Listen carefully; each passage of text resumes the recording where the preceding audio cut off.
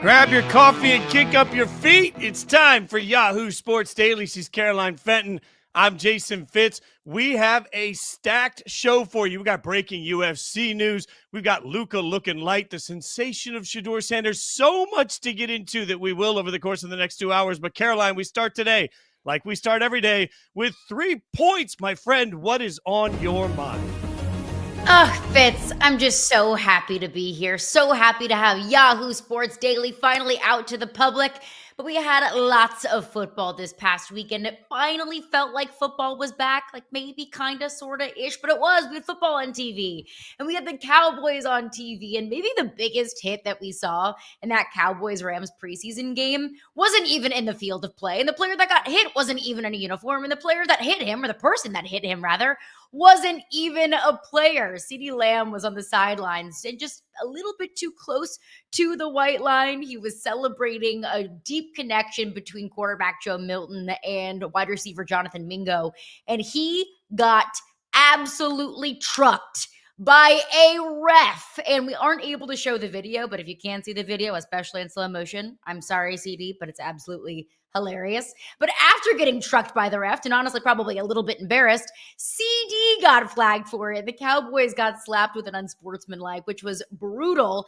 But look, it's the preseason, and for all intents and purposes, these games don't matter. But it does feel like that CD hit might just be a microcosm for how this entire Cowboys fan base is feeling. I mean, again, it was a preseason game, but Stetson Bennett went out there and looked like a starter in the NFL. He's not a starting quarterback in the NFL. The Cowboys kind of looked brutal in that preseason game. Micah Parsons still isn't signed. Jerry Jones is doing very public and very messy business with his players, and even players like CD have come out and said it's not great doing business with Jerry Jones. And Brian Schottenheimer's their head coach, and I don't think a big part of this fan base is too thrilled by Jerry Jones' selection as their head coach. So it's felt like an off season of just bad story after bad press after underwhelming hire and underwhelming moves. So Fitz, we'll get more into the Cowboys. We have a full conversation and a full block coming about the Cowboys a little bit later on the show.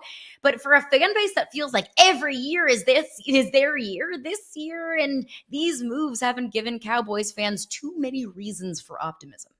Yeah, plenty to say on the Cowboys. We'll get there. But in the meantime, I'll get to my first point of the day. And speaking of underwhelming, let's talk about the NBA on Christmas Day. I'm old enough to remember when that slate of games actually mattered. And you see that slate of games as it sits right now, and I just got to wonder, this is the best you could give us? Cavs at Knicks is likely to be the first tip-off. And for context here, that means it's going to be going up against the Washington Commanders and the Dallas Cowboys on Christmas Day. The Christmas Day slate of games is fine. It's fine. But did we get Luka taking on his old team? Nah. Did we get a finals rematch? Nah. Did we really get anything here that's going to make people flock to their televisions? And of note, what does the NBA already realize about the Eastern Conference? Because look at those slate of games. They give us the Cavs and the Knicks, as you see there, and everything else is from the West. Now, obviously, the Celtics are going to be dealing with some injuries that they got to get through, and there are concerns about what the top of the East looks like. My biggest concern is the soap opera, because Christmas Day is a day that the NBA won for generations and a day that they've clearly lost for the last couple of years. This slate of games doesn't give me any faith that any of that is about to change. I'll watch it. You'll watch it. We love watching basketball, but will the casual turn off the NFL for these games? I think the answer is squarely no. And if this is the best the NBA can give us, I have to wonder if they're going to give us enough drama to really get us interested this coming season. Which brings us, Caroline Fenton, to our main point of the day. I can't believe we've held off this long. Shedeur Sanders mania. Everybody loves to talk about Shedeur, and rightfully so, because he went out and absolutely balled out this weekend. You were there at this game. And look, it's just one of those moments where we knew people were going to be fixated. We knew the result was going to be overanalyzed. I'm just happy we're overanalyzing how good the result was instead of how bad it was. This was a big moment for Shedeur. Yeah, I mean, I was there, and I'll have a full breakdown a little bit later on in the show of just how much Shedeur mania existed in Charlotte. I live in Charlotte. It wasn't even in Cleveland, and Shedeur mania existed in Charlotte. I think overall, my biggest takeaway from the day is that Shedeur couldn't have scripted a better debut. After an offseason of a lot of chatter and conversation and doubt falling to the 5th round when he was a projected first-round pick, there was even conversation of him being the first overall pick, and he fell to the 5th round. Shedeur Sanders, I think, quieted the greatest of Shedeur Sanders haters. Was it perfect? No, it wasn't. 3 and out on the first drive. He threw a near pick. But overall, I think Shedeur Sanders showed so much promise. That's at least what my biggest takeaway was, Fitz. In the red zone, he was excellent. The 2-minute drill to close out the first half, I think, was so perfectly executed.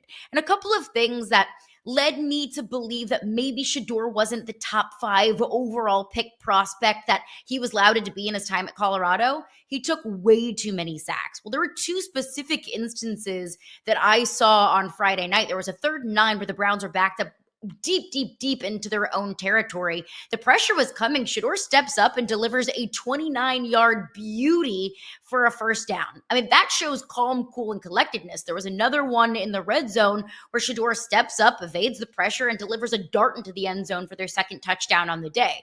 That showed calm, cool, collectedness, and that showed, at least in the short amount of time that we've seen from his time in Colorado to now his time in the NFL, that he might not be taking as many sacks as he did at his time in college. The other thing was arm strength.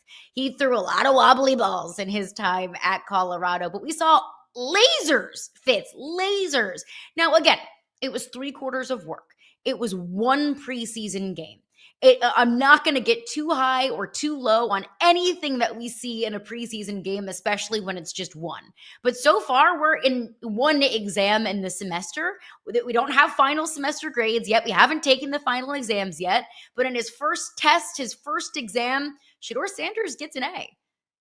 This is why this was lose-lose for me, though, Caroline. Like, look, I'm getting killed on Instagram right now because Inside Coverage, the show I've hosted a long time for Yahoo Sports, we talked about Shedeur, and I said I thought him playing was lose-lose because if he comes out and he's awful, we're all going to overreact to it. And if he comes out and he's great, we're all going to overreact to it. And I'm just getting destroyed by Browns fans that are telling me today I owe an apology. I stand by the overall take. Like, this is exactly what the problem here is. Like, Kevin Stefanski is a 2-time coach of the year. So if you believe Kevin Stefanski is an idiot, then you should probably leave this conversation. I don't believe he's an idiot, which means he's listed his depth chart based on everything he's seen throughout the course of the entirety of the offseason. Now, Shedeur was playing because the 2nd and 3rd quarterbacks on the depth chart both have hamstring injuries, and they're protecting Joe Flacco. So he gets in and he makes the most of his opportunity, which is what we all want. Like, I want Shedeur to succeed. I also want Dylan Gabriel to succeed. Hell, I'd love to see Kenny Pickett getting a starting job.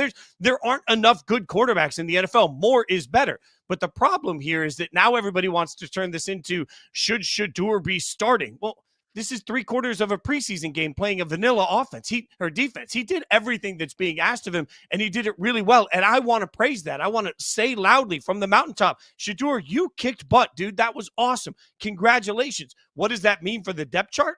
I don't think it means anything. Because at some point, we didn't get to see Dylan Gabriel against this defense. We didn't get to see Kenny Pickett against this defense. They're still trusting Joe Flacco, especially with their schedule at the beginning of the season as the starter. So this creates more hype and more everybody wants to get more into it. But I'm not sure that it actually changes the result, which just makes all of this more frustrating for me, Caroline.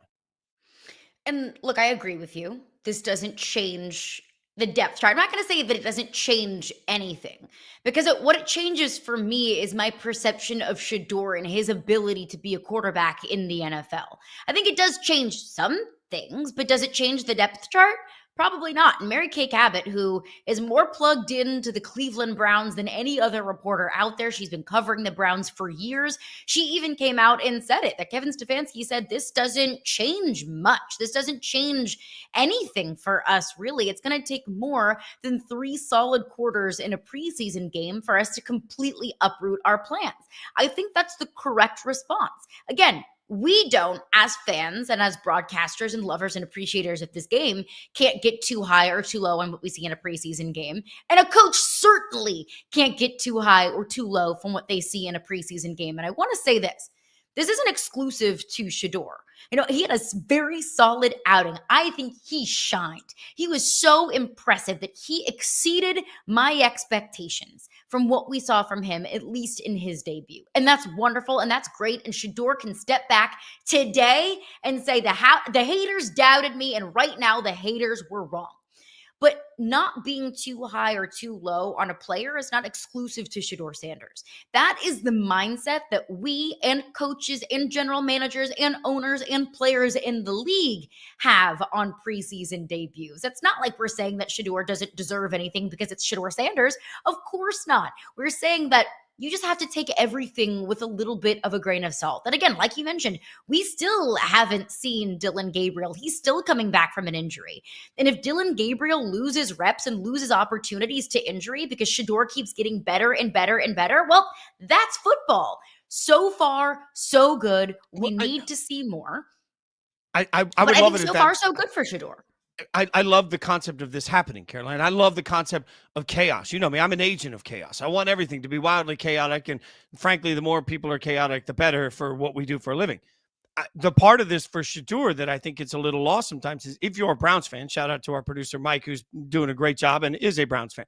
If you're a Browns fan, I believe if you want Shedeur to be a Hall of Famer, what you want is Shedeur to get the opportunity to develop. And I will remind everybody that a month into the season last year, people were yelling and screaming that Jaden Daniels couldn't even push the ball past the line of scrimmage because his depth of attempt was so just scrawny that it showed that they didn't trust Jaden Daniels, right? Like, there is a developmental process to the quarterback position. If you want Shedeur to be the future of the Cleveland Browns, then you want them to be true to that developmental process. You don't want them to microwave it simply so that you can get him on the field so that you can get your yayas right now. Like, you're going to have to be patient in the overall return of this. I don't care who we're talking about as a rookie quarterback. Part of the process is making sure that you get the most out of that guy long term. And I believe, especially when you look at the first 6 weeks of the schedule of the Browns, which includes a ton of teams we expect to make the playoffs and is brutal, I believe that the best approach is looking at it and saying, hey, I don't care what anybody wants. I don't care about the media hype. I don't care about the sensation. I don't care about the clicks. I don't care about the TV views.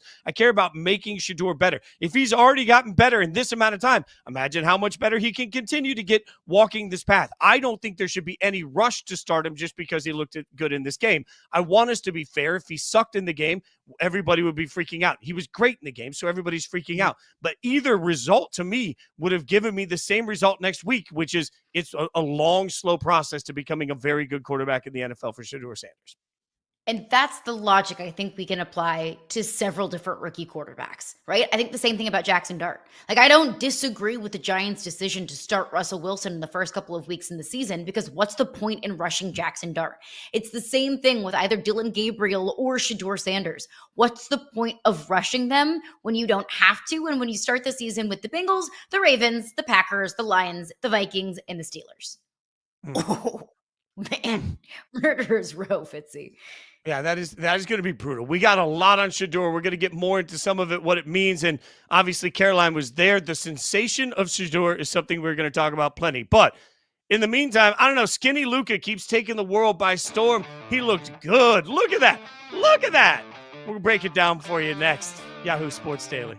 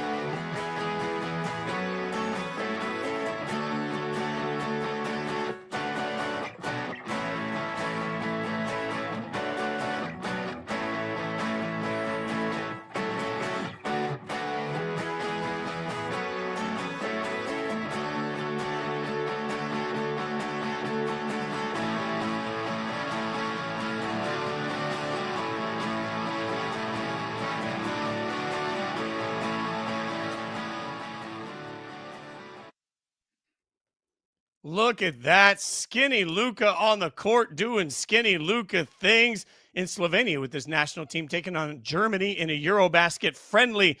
He's not playing friendly, Caroline. I mean, he's getting ripped, Caroline. Look at this. I mean, he even got Ozempic allegations.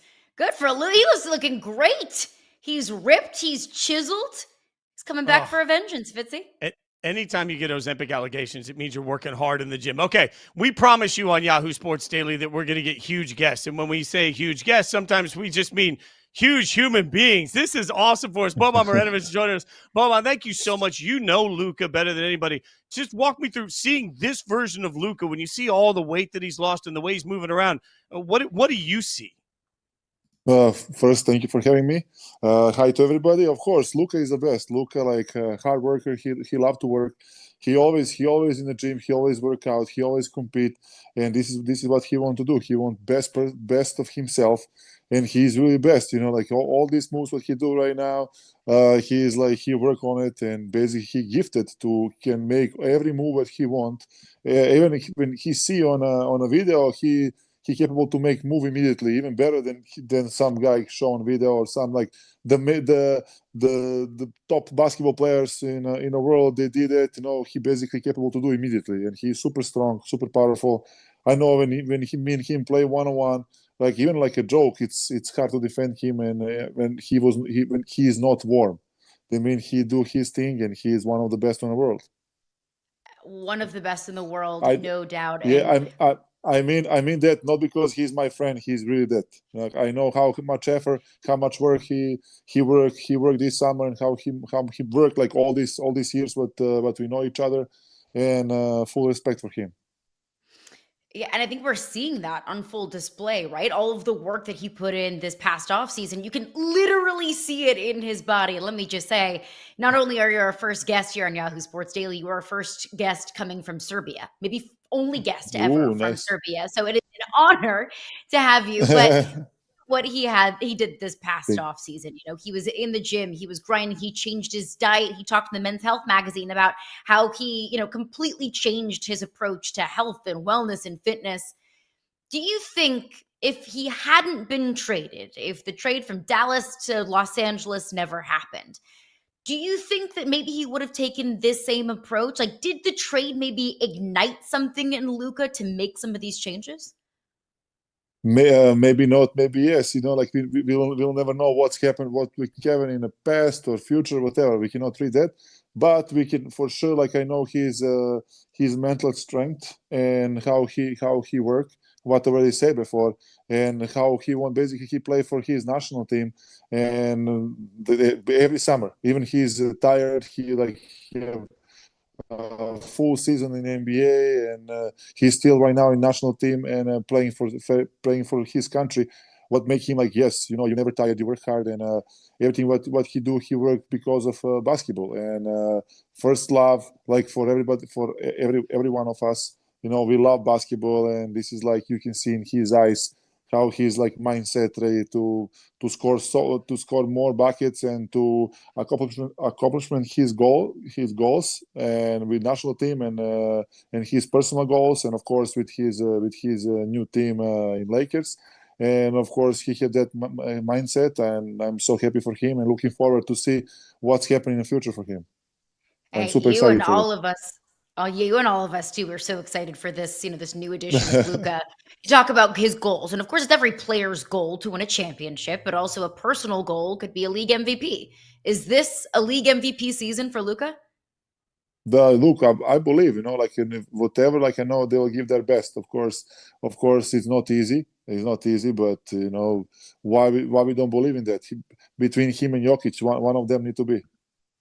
All right, we've asked you too many NBA questions because you're also an actor extraordinaire in Happy Gilmore 2, which is now the highest, it did the best ever for a weekend in Netflix history. So congratulations on being part of history. What's it like for you?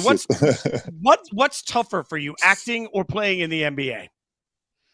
I think, of course, like both have different role. Depends what time you're shooting and how long it's a day, shooting day, or like same like shooting day for basketball too, because we both shooting. Like depends how, and like how they say it was so amazing. Like be part of this beautiful history.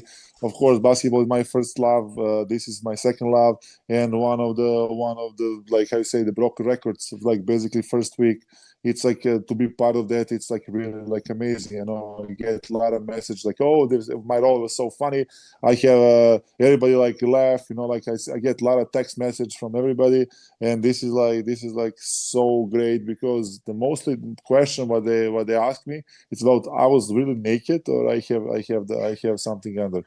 That was the main question what they ask. But it's like it's so amazing. I'm looking forward for new stuff. What is coming? Say for basketball, and say for acting, for music, for everything. Like what you name it. Then like I'm looking forward for that. What is coming for me in the future, and I'm super excited. Sandler is a notorious basketball lover. Was he trying to drag you out on the court? Is he any good? Come on, Boban. Be honest with the people.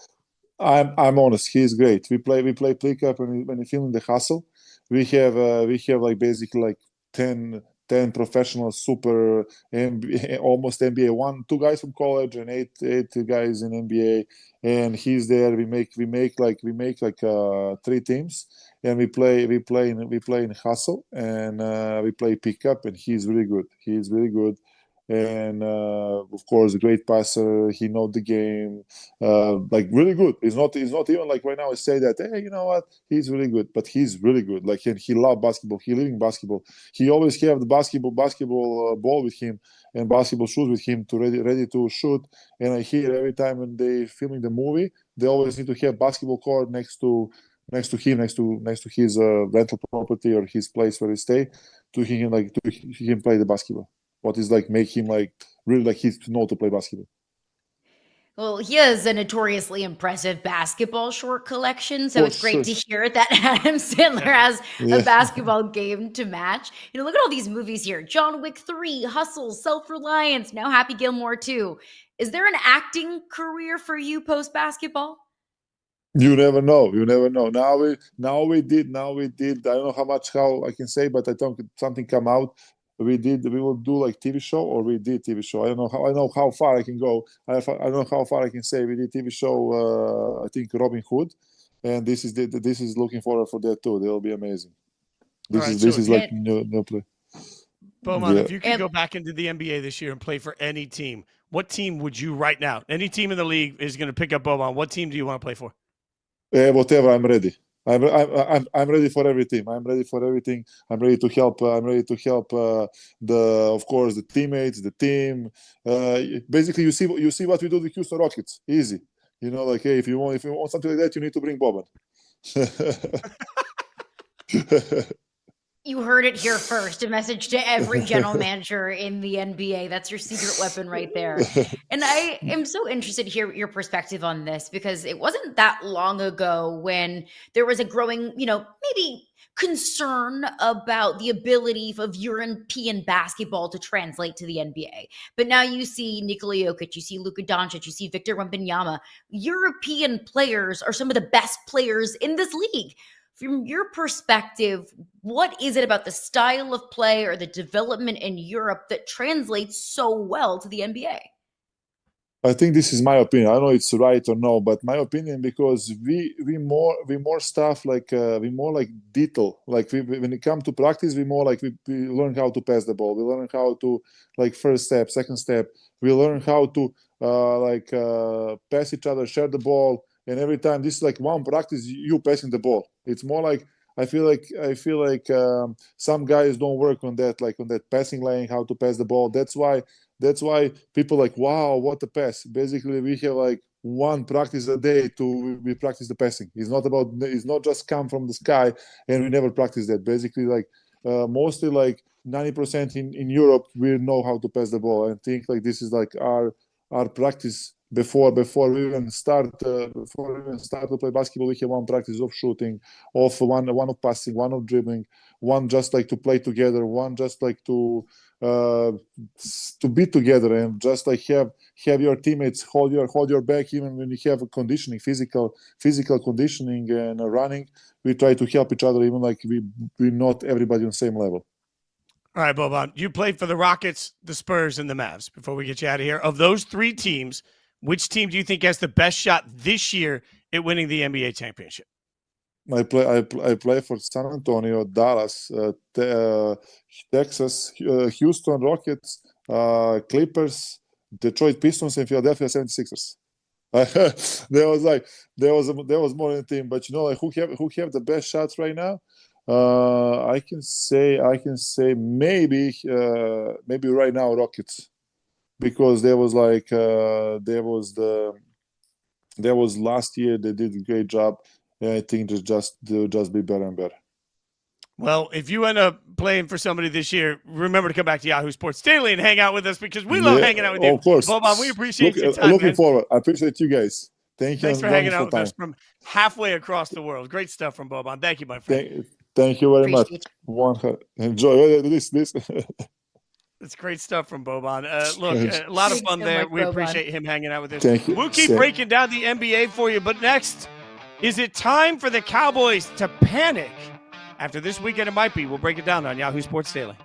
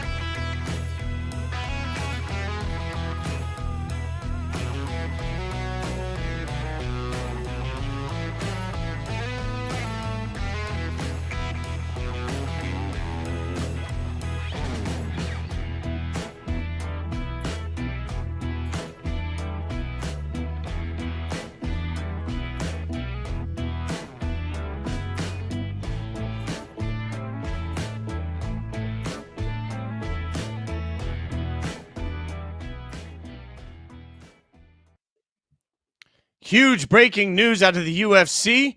They've agreed to a 7-year, $7.7 billion exclusive U.S. media rights deal with Paramount beginning in 2026. All UFC events will stream on Paramount Plus, with select events also airing on CBS. Welcome back to Yahoo Sports Daily. Caroline, Fenton and Jason Fitz.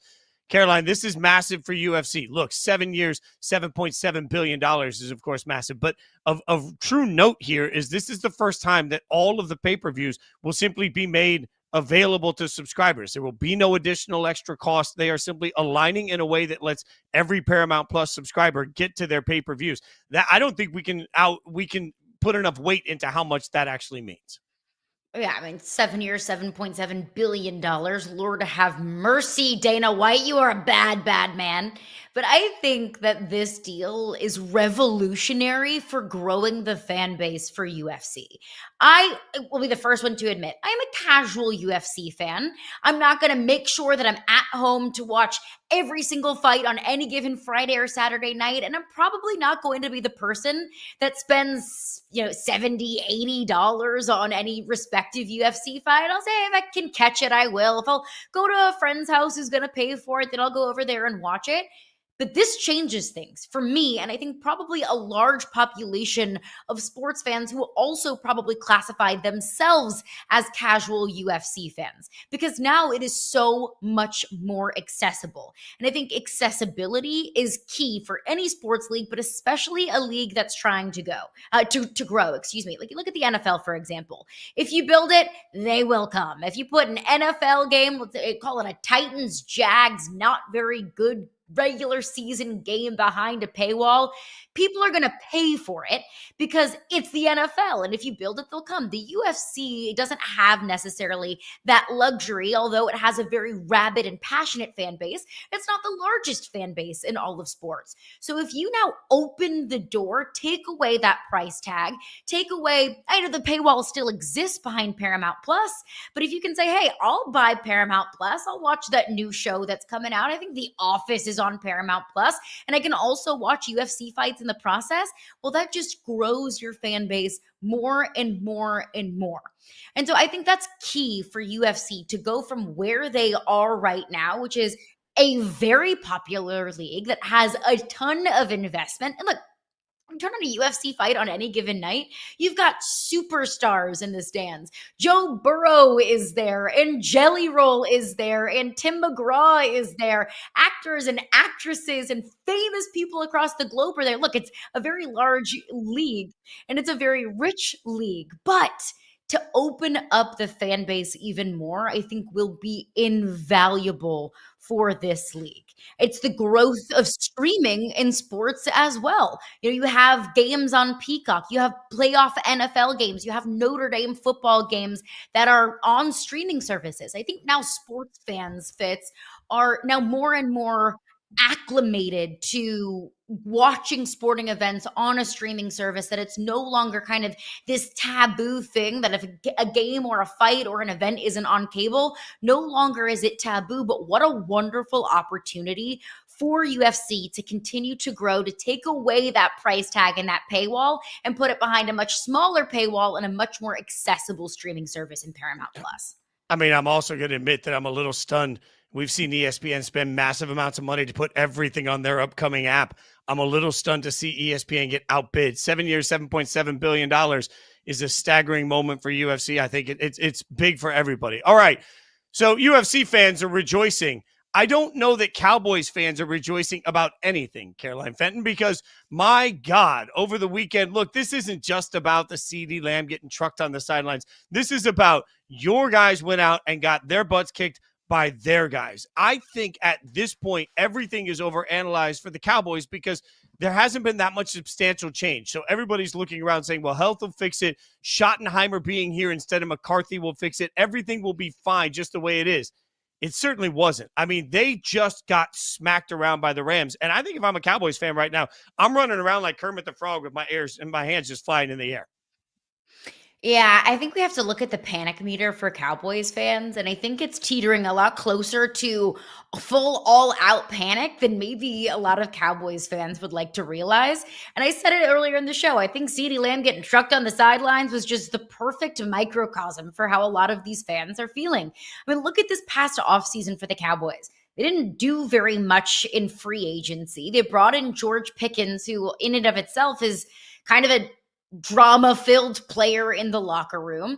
You have very public, very messy contract negotiations with your star defensive player and Micah Parsons that are still ongoing, and we really don't see an end in sight. You have Jerry Jones that continues to make very puzzling and very odd and very messy comments publicly. We had Jerry Jones go on a radio show and critique the radio hosts for not saying good things about the team. And he said, I pay your wages. I pay for you to be on the air. Like, what in the world is Jerry Jones doing? What is he saying? that there have just been, and Brian Schottenheimer being the next head coach of the Dallas Cowboys. Look, Brian Schottenheimer might end up being a fine coach, but I don't think that Brian Schottenheimer is all of a sudden going to be the difference between the Cowboys getting embarrassed in the divisional round of the playoffs versus winning a Super Bowl. So there have just been so many missteps and so much bad publicity for the Cowboys this past offseason that I don't think even the most optimistic of Cowboys fans can see a light at the end of the tunnel of an offseason that has just felt like it's piled and piled and piled in on top of bad things for this franchise, Fitzy. Yeah, so the hard part about it is Schottenheimer's going to be fine. Like I say this all the time about Jerry Jones, but if you go back and look at the history of coaches hired by Jerry Jones, they're all fine. Like, to his credit, I don't remember the last time, might be Dave Campo, the last time he hired just a dud of a head coach. You looked around and you're like, wow, that did not work. Like, he hires coaches that are going to win games, but we don't seem to let that be the standard. This is where I constantly yell at Cowboys fans, like, hey, y'all, you're not special. Like, when Cowboys fans sit here and scream about not having won a Super Bowl since the 90s, I laugh. There are tons of franchises in the NFL that haven't won a Super Bowl since the 90s. It's just, you think that it's going to be different for you because you're the Cowboys. And at some point, you got to look around and acknowledge that, yes, you're the most popular thing in the world. That's okay. That's great. Nickelback was also the most popular band in the world for a while. And I happen to like Nickelback. Not everybody does. Like, I think there's a point here where we have to realize who the Cowboys actually are. The Cowboys are a better brand than they are a football team. They're a better marketing beast than they are a football franchise. And at some point, as much as they talk about the things that are going to change, very little has changed this year that makes me think that the Cowboys are going to get a drastically different result. If they're healthy, yeah, they're a pretty good team, and that's fine. They're a pretty good team. The problem is Cowboys fans believe they should always be a Super Bowl team, and there's just no proof of that. And then they go into a preseason game, and I think it's an important point you made earlier. They made Stetson Bennett look like he belongs in the league, and I'm not sure he really does. Like, that to me, backup starters, we have these debates all the time. Who's playing with the third string or the fourth string? Whatever. They had 1 yard from scrimmage in the first quarter versus the Rams, who had 160. I don't care if that's preseason or not. When you have a new coach on the sidelines and you get your butt whooped like that, everybody needs to stop, pause, and if they're not panicking a little bit, they should be. Nickelback is not that bad.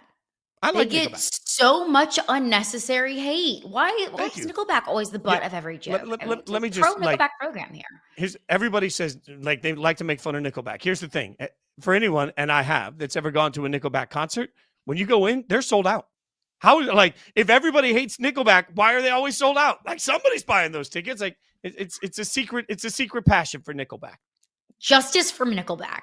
And I mean, Creed doesn't get enough hate, frankly. Maybe we should start pivoting our hate toward Creed. A great Thanksgiving NFL performance, though, in Dallas Cowboys uniforms, bringing that all back together.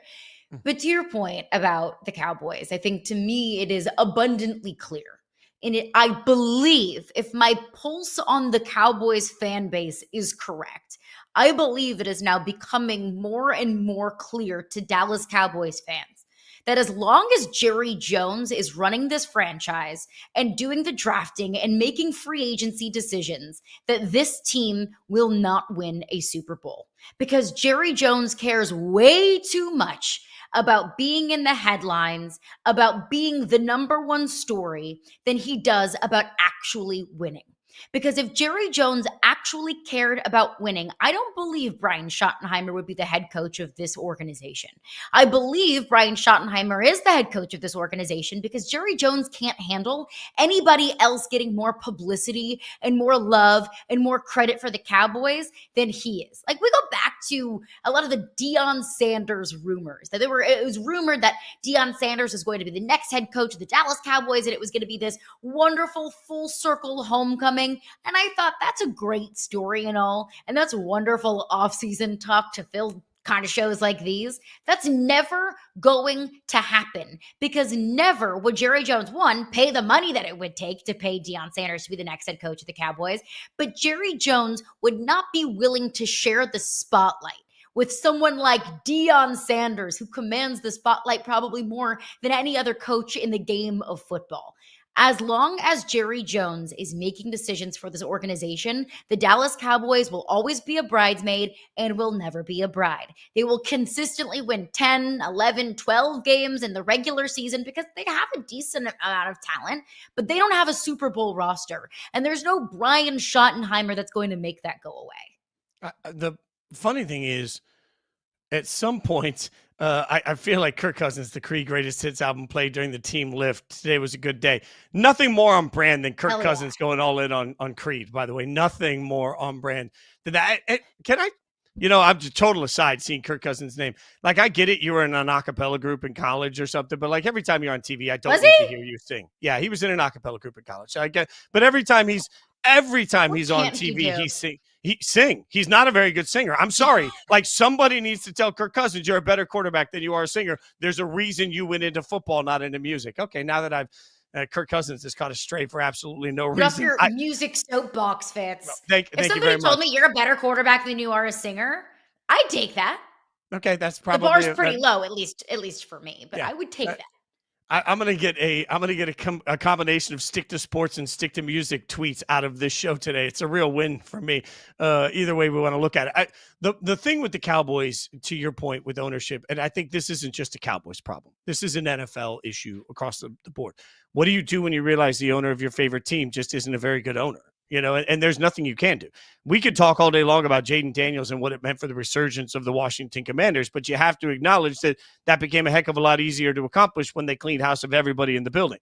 And simply being bad at your job isn't a reason that you're going to be forced to sell a team. So if you're a Panthers fan, guess what? You're going to have Tepper forever until, he decides he wants to go off and mess something else up. If you're a Cowboys fan, you're sort of stuck with whatever this version of Jerry Jones is. I'm a diehard Raiders fan. Everybody knows that. I'm stuck with whatever Mark Davis decides year in and year out. Like, there is really nothing you can do. For all of the conversation about drafting and quarterbacks, and GMs and head coaches, at the end of the day, culture is created from the top down. If the person that leads your organization is just not good at identifying talent all the way down, and then not good at staying out of the way, you suddenly end up being a fan of a team that stinks every single year. Jerry Jones at one point was incredible at his job. And I'm not sure that there's been anybody more important to the modern NFL when it comes to monetization and branding. But if you want that, that's great. But if you want Jerry Jones right now to run your favorite football team, I think you're just looking at an abject disaster year in and year out. And you're looking at that tweet right there that says that no, absolutely not. Jerry Jones is not confident that Micah Parsons will play in the opener. Why is he saying that? What in the world is the point of Jerry Jones getting up in front of a microphone and talking to reporters and saying that he's absolutely not confident that Micah Parsons will play in the opener? I don't think there's any other, and look, Jerry Jones is both the GM and the owner. I think we have to remember that. I don't think there's any other general manager in the National Football League that would make a statement like that. And look, maybe he's telling the truth, and we always want GMs and coaches to tell the truth, so maybe I'm talking out of both sides of my mouth here. But what does Jerry Jones get out of this absolute circus that has become with Micah Parsons other than headlines? That's really the only way, Fitz, that I can rationalize why Jerry Jones does business this way. He's not saving any money. Hell, he could have signed Micah Parsons 2 years ago for a much smaller price tag, but he didn't. He's now paying Dak Prescott $60 million a year because they decided to exercise the franchise tag and not sign him to a long-term deal when they could have. Now, the Max Crosby deal, the Myles Garrett deals have happened. The price tag just goes up and up and up for Micah Parsons. So it's not, and the price tag went up and up and up for CeeDee Lamb. The price tag went up and up and up for Dak Prescott. So waiting on these deals doesn't save him any money, but it generates buzz. And it gets old Jera in the headlines. And what are we talking about today? Micah Parsons and the Dallas Cowboys circus. That, Fitz, is the only reason why I can rationalize why Jerry Jones approaches extensions this way. And it's to be in the headlines. Am I wrong? Like, am I crazy for thinking that? No, I mean, he says absolutely not. He can't be certain when he, in fact, controls the answer to the question. If he wants Micah Parsons to be on the field week 1, Jerry Jones controls absolutely making that happen. He's just got to write the check. Instead, he wants to have this very public negotiation, which at this point looks like watching mommy and daddy fight, and it makes the whole restaurant uncomfortable. Nobody wants to see it. anymore. All right, from abject disasters to total glory, let's get to some positivity over the weekend. Shedeur absolutely crushed it. What's it mean? We'll figure that out next. Yahoo Sports Daily.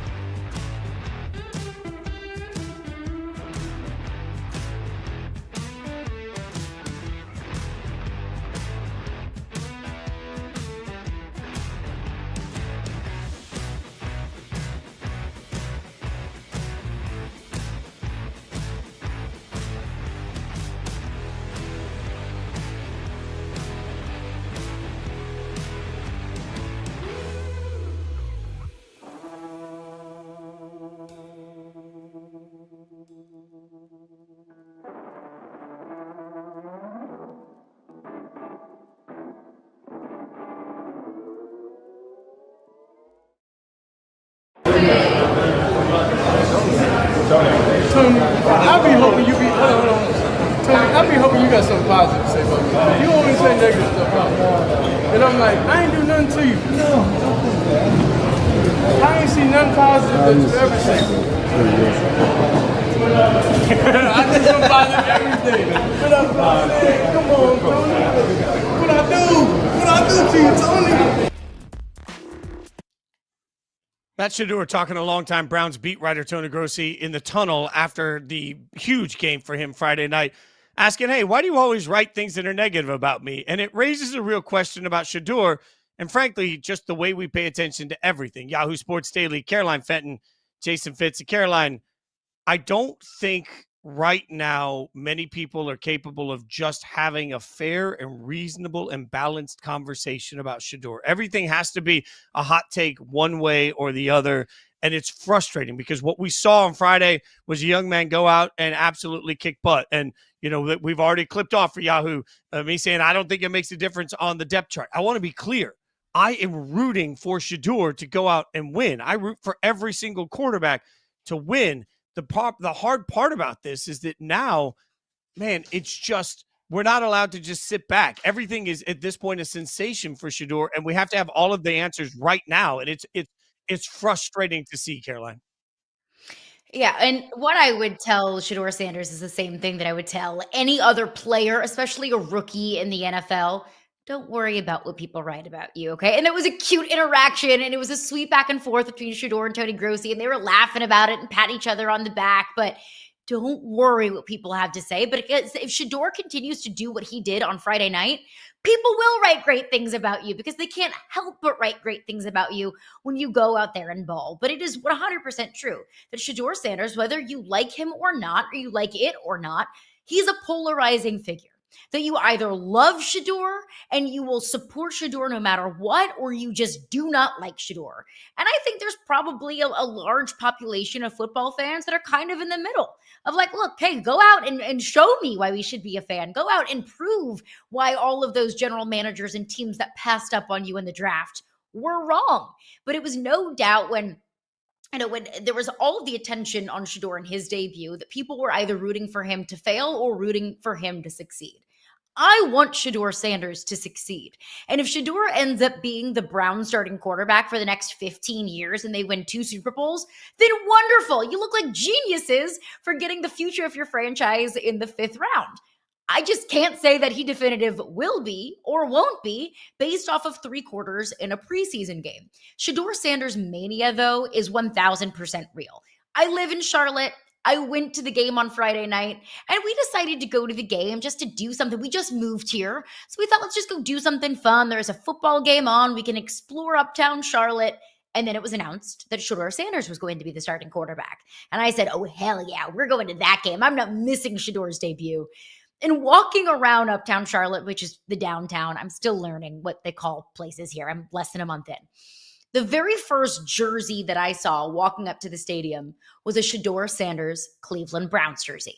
And then a Shedeur Sanders Cleveland Browns shirt. And then someone in a Coach Prime t-shirt. Somebody in a Shedeur Sanders Colorado jersey. I'm in Charlotte, right? Where the Panthers are playing. And I am seeing Shedeur Sanders Browns, Shedeur Sanders Colorado, Coach Prime Colorado gear everywhere. I even saw a man in a Jaden Daniels Commanders jersey and a Teddy Bruschi Patriots jersey, which was not on my bingo card for Friday night. I actually asked the guy wearing a Patriots jersey, I asked him, you're a Patriots fan. Like, did you just come here just for fun or did you come to watch Shedeur? He said, oh, I came to watch Shedeur. I wouldn't have missed this. I had to get the vents, like the dryer vents in my dryer cleaned out. We just moved to a new house, a whole lot going on around here. The vent guy told me, I really hope the weather clears up because I'm going to the game tonight. I said, oh, you big Panthers fan? He was like, yeah, I am, but I want to watch Shedeur. When I was walking into the stadium, the police officer who was directing traffic was clapping his hands and said, everybody, we're going out to see Shedeur Sanders. I'm in Charlotte. Shedeur Sanders doesn't play for the Panthers. So I could see it firsthand in a stadium that was probably about 70% full for a team that stinks for a preseason game. Really impressive. To watch Panthers fans in Panthers jerseys and Panthers hats get up on their feet and applaud for Shedeur Sanders making plays. I saw Shedeur Sanders mania, and I knew that Shedeur Sanders was going to be a lightning rod for attention and conversation. I predicted that Shedeur Sanders' debut was going to get 6 million plus viewers. Now, TBD on what that viewership might be. So I expected there to be a lot of attention paid on Shedeur Sanders. And even I was surprised by how much attention was paid on that game on Friday night. I think the staggering part is that anytime you say something that isn't glowingly positive about Shedeur right now, in general, even if it's just wait and see, all of a sudden you're labeled somebody that's a hater and rooting against him. And part of my mentality on this is like, well, if we're taking that just line in the sand approach to all of this, I'm not willing to root against Dillon Gabriel that hard. Like, Dillon Gabriel was a 3rd-round draft pick. I want him to have a shot at the job too. Why? Because I root for kids to succeed. I root for Dillon Gabriel the just same way I'm rooting for Shedeur. So, like, the concept that Dillon Gabriel has now just been passed and thwarted, like, the number of times I feel like people were memeing Dillon for just sitting on the bench and say, well, there goes your job. And it's like, I'm not rooting for that either. I just think this is a long process and it's a long road. And everybody's surprised by Shedeur being the 5th-round draft pick that he was. I know, but I still think it's stunning that the first overall pick in the NFL draft, who was a quarterback, played this weekend and nobody gives a damn. And I know that he plays for the Tennessee Titans, and I know the Titans don't move the needle. I get the whys, but it's a fault to me that we've created such a phenomenon in conversation that we're not actually paying attention to any of these other players. Like Cam Ward's debut as the number 1 overall pick at the quarterback position, I would think would usually at least get some headlines. And instead it's like, Cam, Shedeur, Cam, Shedeur. And I just don't think that long-term any of this is good. That's the frustrating thing about the way that we covered Tebow too. So many people were just enamored with the concept that the league was against Tim Tebow for whatever reason they wanted to make up that the league was against Tim Tebow, that it became this polarizing, well, it's not really about how good. If he was that good in college, he must be good in the pros. And people just stopped listening or watching or thinking objectively. They just wanted to yell at their TVs, positive or negative, about Tim Tebow. That reminds me exactly of where we are with Shedeur. Like, what if the right answer is Shedeur played really well Friday night and Shedeur has a long way to go and he might be on the path that eventually makes him a starter and he might not be? That's the honest damn answer with Shedeur Sanders, and nobody wants it. I think that both things can be true. We need to wait and see. The wait and see approach is one that I will apply to every rookie quarterback in the National Football League. That is not exclusive to Shedeur Sanders. I'm waiting and seeing on Cam Ward. We saw some great things, we saw some not so great things. I'm waiting and seeing on Jackson Dart because we didn't see a ton from him. He wasn't challenged very much in that first Giants preseason game. I'm waiting and seeing on Shedeur. Shedeur might end up being a starting quarterback in the National Football League. He might be a backup and kind of fizzle out over the next couple of years. I can't tell you what's going to happen based off of 3 quarters of football. I think that's true. I think it's also true that Shedeur had the best debut of any rookie quarterback in the National Football League. I think he looked better than Cam Ward. I think he looked better than Jackson Dart. I think that he looked better than a lot of quarterbacks look, first-round quarterbacks, second-round quarterbacks look in their preseason debuts as a 5th-round pick. I don't know what that means for his future, but that's what we saw. And I think that's what I'm really looking forward to as far as the Shedeur Sanders conversation is concerned. I'm ready to stop talking about Colorado. I'm ready to stop talking about the draft. I'm ready to stop talking about everything that he said and everything that he did and everything that might have gone wrong or might have gone right in this past offseason.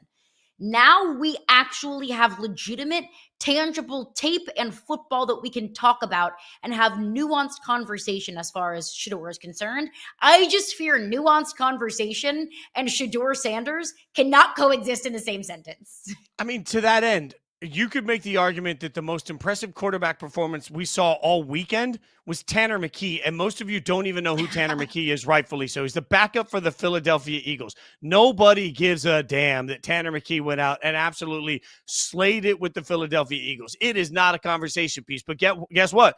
He looked wildly good. He was wildly in control. We're not sitting here saying, oh my God, everybody needs to trade today for Tanner McKee. Like, the uproar that is going to come if Shedeur does this every single week and doesn't start week 1, and I think that's a real possibility. Like, I think there's a real possibility. And that's okay.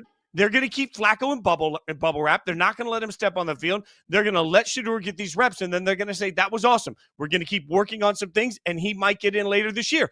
That's okay for the long-term development, but nobody wants to make it okay this week.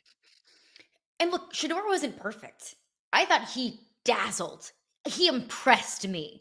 But Shedeur still runs around backwards. He did that at Colorado, and it drove me crazy, and we saw it in some of the first few snaps that he took. He lost like 15 yards running backwards. He can't run backwards in the National Football League. This isn't the Big 12. You're not going up against Arizona's defense.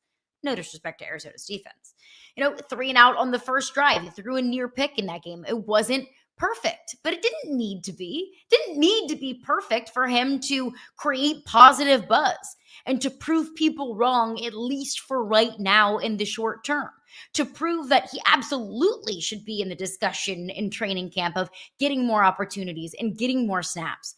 Doesn't mean he should be the starter week 1. That's okay. If you truly want Shedeur Sanders or Dillon Gabriel or whoever will be eventually the starter in Cleveland to be successful, throwing them out to the Wolves week 1 against the Cincinnati Bengals isn't necessarily the best key to developing a young quarterback. He still has things to work on. Of course he does. He was a 5th-round rookie that got his first NFL snaps just a couple of days ago. He does have things to work on. He's not a perfectly 100% polished prospect, but what we saw was potential, and what we saw was impressive, and what we saw was promise. Can't we just hold on to that and be glad for that and enjoy that and embrace that and understand that some rookies look fantastic in their debuts and some don't, but that doesn't necessarily mean that that's what you are going to be as a quarterback in this league forever? It is the debut of Yahoo Sports Daily. Hour number 1 is in the books. We will get to hour number 2. Plenty of football left. Big injury for Philly. What's it mean? We'll break it down next.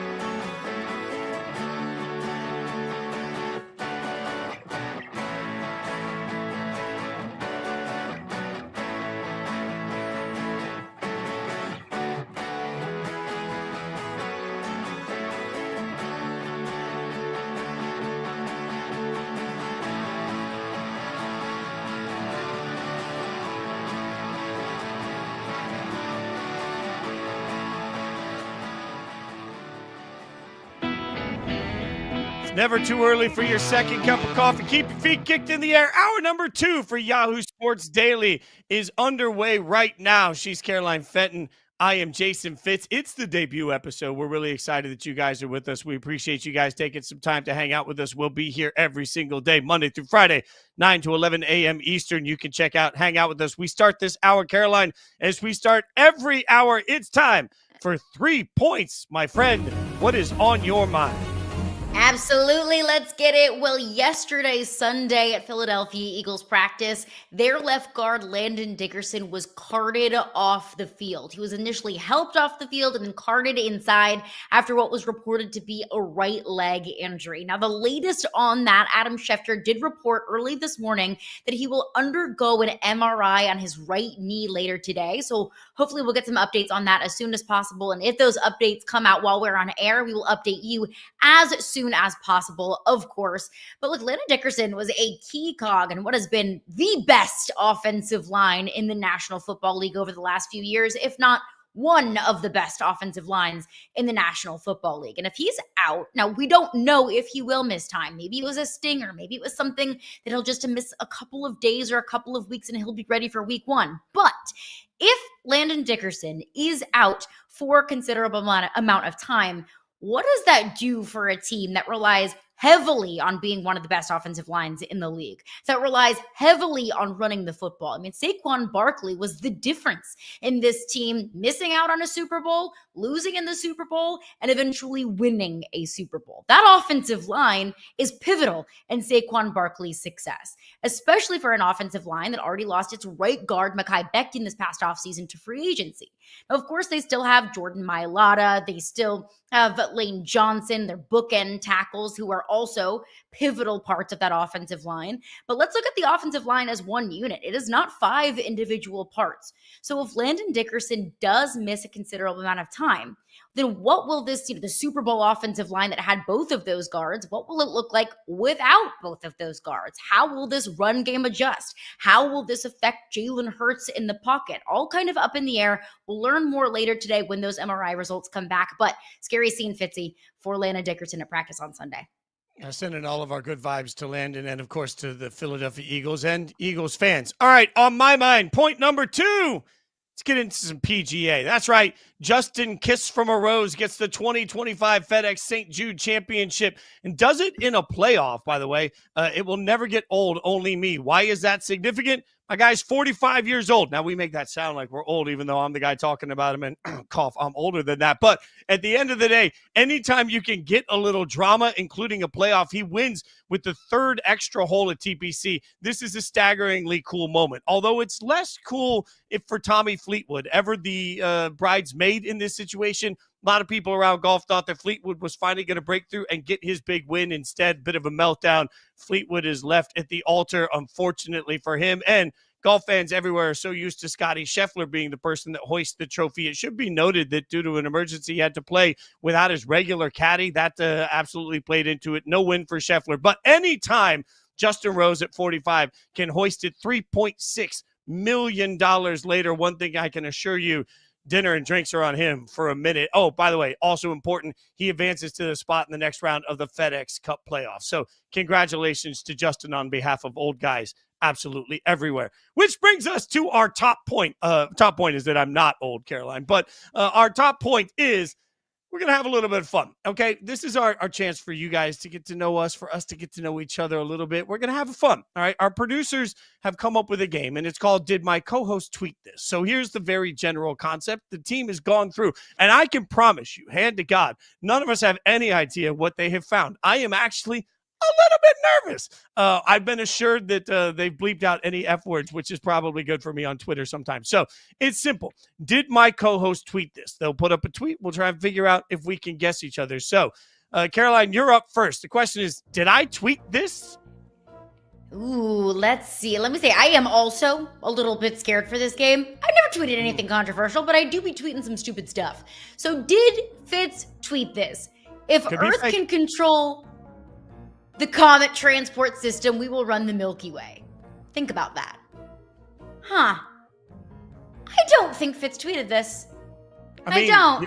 Caroline, like, wait, before you just go willy-nilly and decide, you know that, I like to, maybe an edible or two at the end of the night. I couldn't talk her into it. Jose Canseco tweeted it. There we go. Fitz does participate in recreational activities. Yeah. But that sounds like a text that you would send a friend, not a tweet. But I also, if you would have said Caroline Fenton, $1 million are on the line, guess who tweeted this? Jose Canseco would not have been in my first 50 people that I would have thought of. I would have guessed Fitz before Jose Canseco. Yeah, I just learned that I want to party with Jose Canseco. That's what I really learned. Okay, so that Honestly, means great call. Now my turn.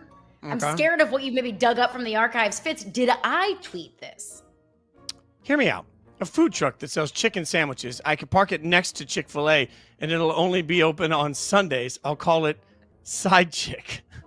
That is a spectacular idea. And the only thing that I would tell you is, if you did tweet this, it's the wrong approach. This is a perfect idea, but what you do is you go in Saturday night and you buy 100 Chick-fil-A sandwiches. And then you bring the same exact Chick-fil-A sandwiches with a little air fryer reheater, and you charge double the value, because anyone that's there on Sunday, by that point, you got to be there. I don't think you plan. I don't think you tweeted this. I'm going to say no. Caroline did not tweet the Side Chick, but I feel like I saw this somewhere. Ding, ding, ding, ding. You are correct. We follow each other on Twitter. So I wasn't sure. If I ever tweet anything with the term side chick in it, you have complete and total permission to revoke my Twitter privileges for the day. Le'Veon Bell, though, not a bad idea, because it's like clockwork. I believe it's science and probably chemistry, but I only crave Chick-fil-A on Sundays. I'll wake 100%. Up on a Sunday and I want Chick-fil-A. So I don't hate that idea, but side chick, maybe not in my Twitter vocab. Chick-fil-A. A little overrated for me, but the Diet Lemonade is spectacular. Wrong. It's okay. That's fair. That is one of my hotter takes. Wrong. Okay, did I tweet that? It's your turn, Caroline, to figure out if I tweeted that. Okay, I wish someone would do a quote, "Where are they now?" for old Price is Right episodes from the Bob Barker days. I want to see the contestants now and the photos of the actual prizes they won in their houses. I think Fitz did tweet this. I think Fitz might be a low key, game show Price is Right fan. Yes! 2 for 2. I watch a lot of Game Show Network. I watch a lot of Game Show Network. See that. Yeah, that it tracks. And not the new game shows. I watch some of the new game shows. Shout out to America Says I Want to Be On. I've always wanted to be a game show contestant too. But no, I'll turn on on Roku, I'll turn the Price is Right channel that just runs Bob Barker episodes all day sometimes. And that's Annabelle and I sitting there watching Bob Barker and hanging out on the couch. I want this, by the way. I want to see contestants now, where are they now? And then see that, that TV that was 7,000 pounds that was the huge awkward one. See where it is now. Yeah, I got some good responses to that. The bathtub with jets that goes into the bathroom with carpet, peak 80s vibes. Not as good of an idea as Le'Veon Bell's side chick idea, but still a good idea. I no ideas are bad ideas, Fitzy. I am now up next. There are bad ideas. Did I tweet this? I just ate sushi from a hockey arena, and I fear that may be the most heinous act I have ever committed. Okay, so I'm going to break this down. Okay, there's things here that tell me that I believe that you tweeted this. Number one, you said heinous. You said heinous, and you spelled it correctly. Okay, so I'm just gonna admit, you use your vocabulary far better than mine. You used heinous on a tweet. I'm not courageous enough to do that. So that's step number one. Step number two, being in a hockey arena, I know that you obviously worked around the Nashville Predators for the flagship station. So did I at one point. So I like the hockey arena. But then you've also got to be just fancy enough that you're willing to try sushi at a hockey arena. Now, when I describe Caroline Fenton, just fancy, never too fancy. She's not bougie like some of our friends. She is just fancy enough to go into Bridgestone Arena, look around and be like, you know what? I'm going to try the sushi, and then just figure it out. So between the spelling, the heinous, the sushi, and the hockey, that's Caroline Fenton. I got it. You are correct, my friend. And look at you, Sherlock Holmes, taking all of your context clues to get to the answer. It actually was Amalie Arena in Tampa Bay, where the Tampa Bay Lightning play, when I was at the Women's Final Four this past year. So, but still, good context clues. One thing about me is if sushi is offered, I'm going to order it. And I don't know if it makes it better or worse that the sushi was delicious. That like I thoroughly enjoyed it and would have gone back for seconds the next day if I was coming back the next day. I don't know if that makes it even more disgusting or maybe justifies my decision to order concession stand sushi. But nonetheless, I did. I'm going to give you the hottest sushi take you've ever had in your life. And I think it might have been Jeff Schwartz that tweeted this out, but it changed my whole mindset. He pointed out, if you live somewhere that's not right by the ocean, sushi is inevitably flown into your favorite restaurant. Like they don't just have it. So it's always flown in. Schwartz's point was that by that logic, the freshest, the best sushi you're ever going to eat is actually airport sushi. Airport sushi for the win because it's coming straight off the plane. So there we go. It's right there. Yeah, I will not ever get sushi from an airport. That is where I draw the line. I will draw the line there. A 7-Eleven, a gas station, an airport, probably not for me, mostly because I'm not going to do that to the patrons on the flight that I'm about to get on. That would be rude. But I don't hate that logic. Fitzy, now this is my turn to guess if that was you. Yes. And I know this wasn't you because I know exactly who this was. I live enough into the Taylor Swift universe to know that this was Travis Kelce. It was not Jason Fitz. Let's see if I am right. Thank you. You know what? I'm just a little offended that the crew thought that I would misspell squirrel. Like, okay, squirrel is not even close, Travis. Like, I mean, the straight smashed all of it. I could hear me saying that. Hashtag crazy. It might be an underrated part of this tweet. Haha, hashtag crazy. Not sure, Travis. I'm not sure you needed it. I'm not sure you needed the hashtag crazy. All right. That's A, by the way, like I love the fact that he misspelled squirrels, but B, we're both undefeated on this. So like we're actually we're crushing the game. Let's see what we did not know what these tweets were. We promise. Pinky promise. Okay, I came home during COVID in March 2020, and I replaced a family photo with this picture of Will Ferrell dressed as Little Debbie to see how long it would take anyone to notice, and it's still there. Man, that is a quality move. That's a Fenton-like move. But Will Ferrell, I don't know the Will Ferrell part of it. I'm gonna say no. This is not a Caroline Fenton tweet. But I don't feel very confident about it. Did you tweet this? I don't have any context clues. I'm just guessing. I did do this. Son of a biscuit. I thought I had it. This was me. This was very much so me. So COVID, you're not doing very much. Went home to my parents' house and I'm absolutely loony, going crazy, can't leave the house. So I thought, let's see how long it takes my parents to notice that I did replace one of our family photos with this absolute gem. I came home during Christmas and it was still there. So clearly we don't pay enough attention to the photos being framed in the Fenton household. That was in fact me, but now it's my turn, Fitzy. I can take a deep dive into the depths of your psyche, into your Twitter. Okay, this says, when you realize you're home alone, so you can't blame that violent fart smell on anyone else. It is this poor Texas, I guess an Ohio State fan. This poor Ohio State fan's just sitting there. I know that person. Travis Rockhold is the person in that picture, by the way. Is that Travis Rockhold? That's you know that. You know Travis Rockhold too. Yes, that I know Travis. Went viral from that game. It was everywhere, and that was all over Twitter. That is someone we genuinely know that is in that picture. And he looks equally pleased and disgusted with himself. So that is perfect context clues there with a violent fart smell. Since it is our friend Travis Rockhold, I'm going to say yes, Jason Fitz, you did in fact tweet that. Yeah, I got no poker face. Let's go. I'm 100% about 1,000 right now. Yeah, and apologies to Travis. He did not appreciate the tweet, I don't think. But I loved it. Look at Travis Rockhold making it into our first show. Former coworker at ESPN. Okay. We are undefeated. I think I really blew that one because no poker face. That was a funny tweet. I stand by that. I'm drinking hot cocoa out of a Coach O mug. Hot Coach O, if you will. Okay, it's Coach O. So this is, she's got the LSU helmet behind her. This has got to be Caroline Fenton. There's no doubt about that. The Coach O mug makes it. Oh, Jason Fitz, you know me well. Yeah. Well, yeah, I did miss the Little Debbie Will Ferrell one. So, there we go. Coach O drinking hot cocoa. Yeah, there you go.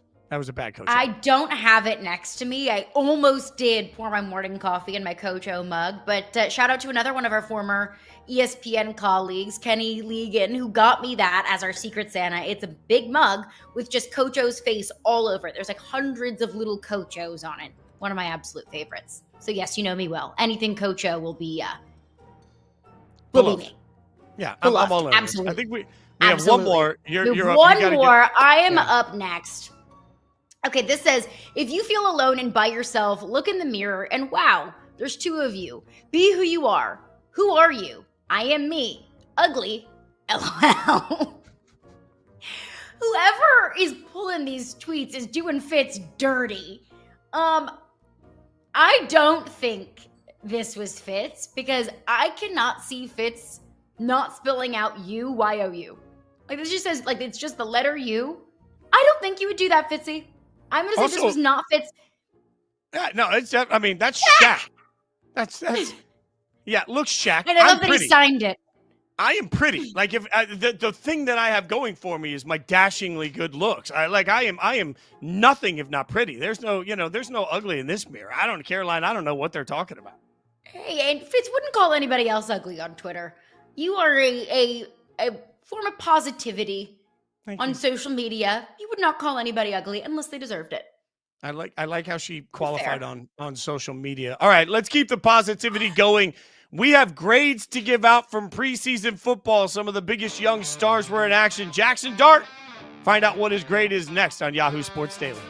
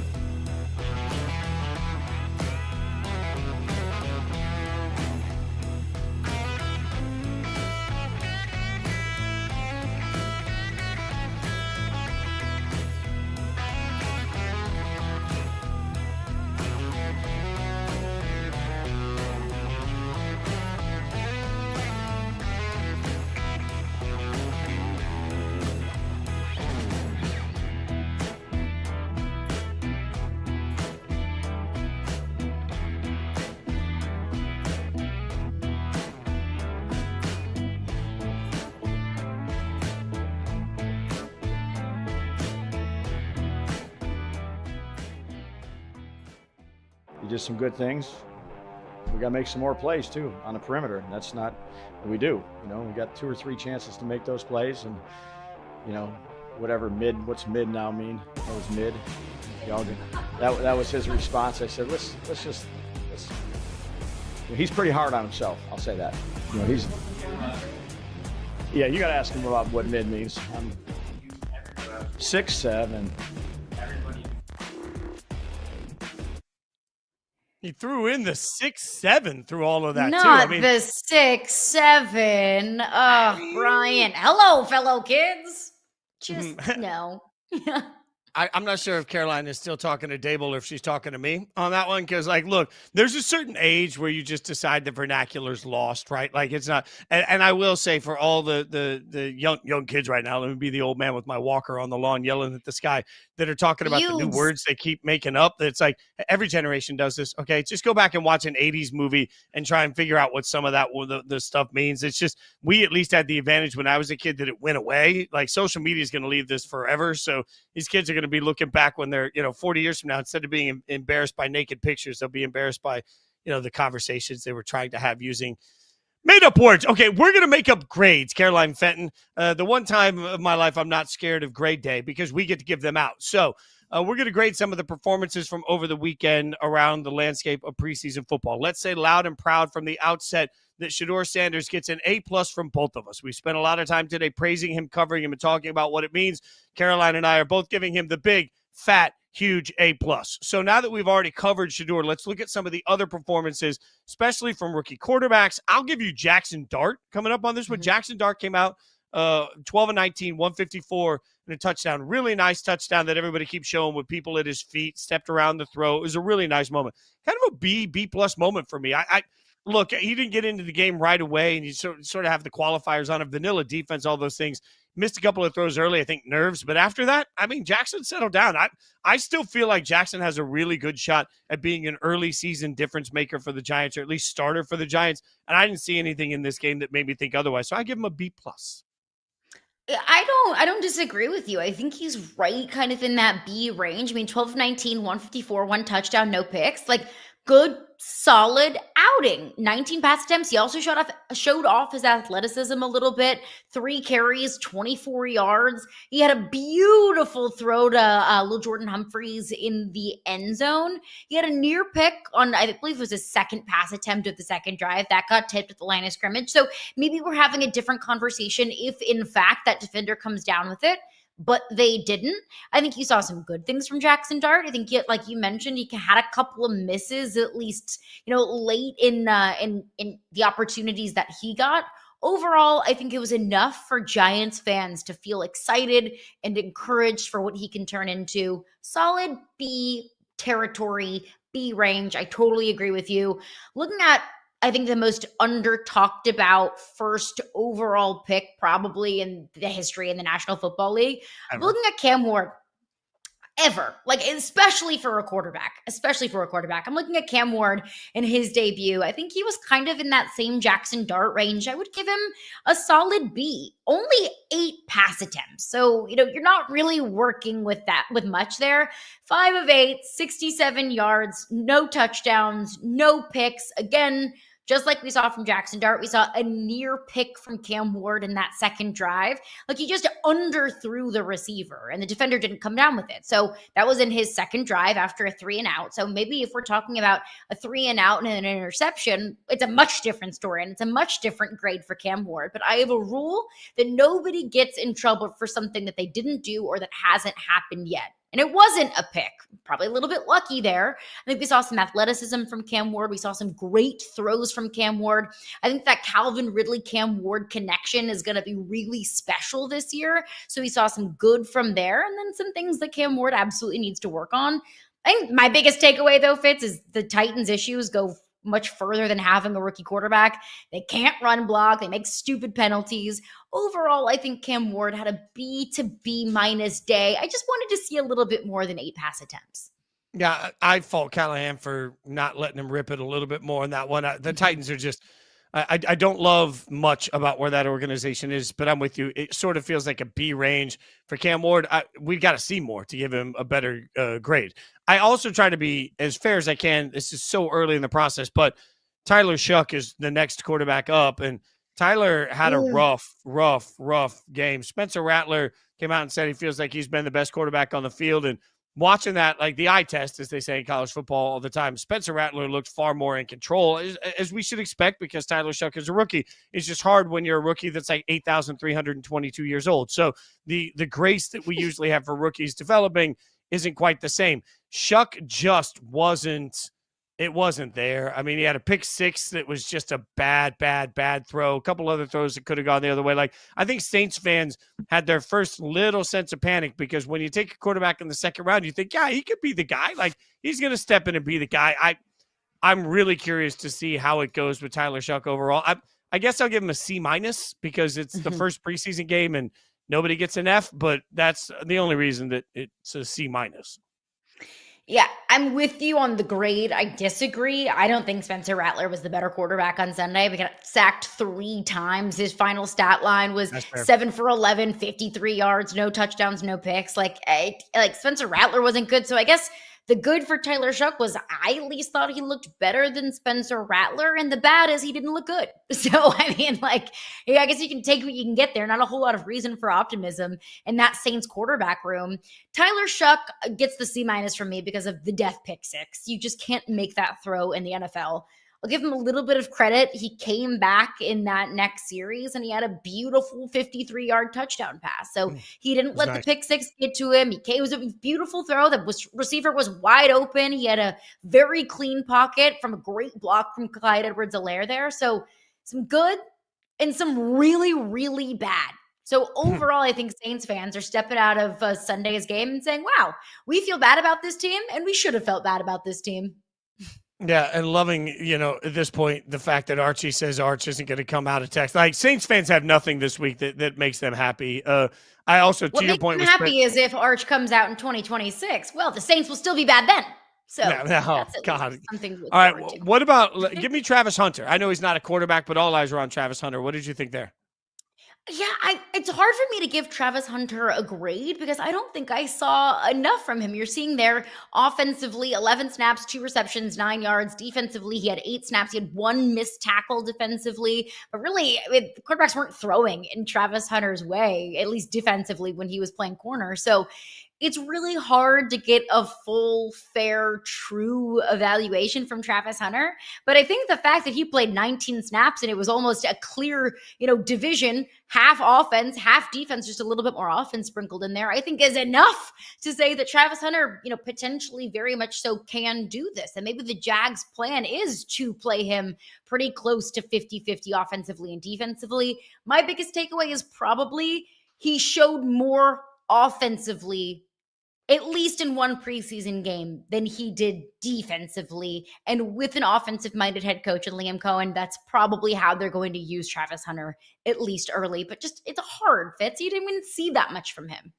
Yeah, I think there's an element of until somebody tries to pick on him, we have no idea. And there's a growth at corner that has to happen from getting picked on. So we may not even get a lot of that throughout the course of the preseason. I don't know. So I'm with you. It's like fine. It's an A because he was on the field on both sides of the field, but it's also an incomplete because we didn't really see anything on either side of the field that gives us an indication. We did see one incredible thing from the preseason that deserves kickers getting a little up. Cam Little with a 70-yard field goal, a 70-yarder. If it had been in a regular season game, it would have been the longest kick in field goal history in the league. Like 70-yarders in the preseason. Caroline, that gets an A++++. Like, you want to talk about going out there and just winning the job. Like, that's a moment that everybody says, good for you. You got to create a new scale of big kick energy there. I mean, A++++ Cam Little, and bull crap if it happened in a regular season game, it would be the longest field goal in NFL history. Bull crap. Let it count. A kick is a kick. We'll put an asterisk on a quarterback's performance or, an offensive or a defensive player's performance in the preseason because you might be going up at the 2s and the 3s, and it might not be, we got to win now kind of game plan. A kick is a kick. And it happened in Jacksonville. It's not like it happened in Denver where you're getting a little bit of help from the atmosphere. No, it's sticky and humid in Jacksonville in August. The fact that he hit a 70-yarder and also had a little bit of room there. He wasn't just barely squeaking over the uprights. No, he made it, and it was very clear, and he had some room to grow on there. So let it count. It's not like he was going up. It's not like a quarterback's performance against the 3s defensively. A kick is a kick, and he made it. Let it count, Roger. Let it count. I mean, the other staggering part of this is with the new touchback rule giving you the ball at the 35, there is an element, as was pointed out on Twitter X, that all the Jags will have to do in the regular season is get 13 yards on a drive, and they're within Cam Little's range. Now, I don't know if they're going to willy-nilly go for a 70-yarder in the middle of the regular season. The repercussions for missing that are pretty staggering, but the NFL Rules Committee is going to have to keep an eye on this. If we start to get to a spot where kickers can make 65 to 70-yard kicks, the more they push these touchbacks out, the more they're going to have to consider what that means for points in the league and whether or not that's the right approach. Because it's crazy to think that the Jags offense 13 yards, 3 points. Crazy.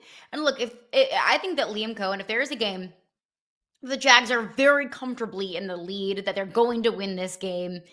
Let's say they're up 10 and there's 2 minutes left in the game. And you're, let's say you're in the range of Cam Little kicking a 70-yarder. Do it. Go out and do it. You're going to win the game. Just let him get the opportunity to make it count. Yeah, I'm with you on that. But Jags would have to have a substantial lead to do that. Oh, throwing shade at Jacksonville fans. It's fair. It's a fair thing to point out. They win and if the Jags have a comfortable lead. That's heavy Jags on the fans, don't at me, Jags fan. My team stinks too. All right, coming up. Fantasy football drafts are here, and we're going to give you wild, hot takes that will help you win your league. We'll do it next on Yahoo Sports Daily.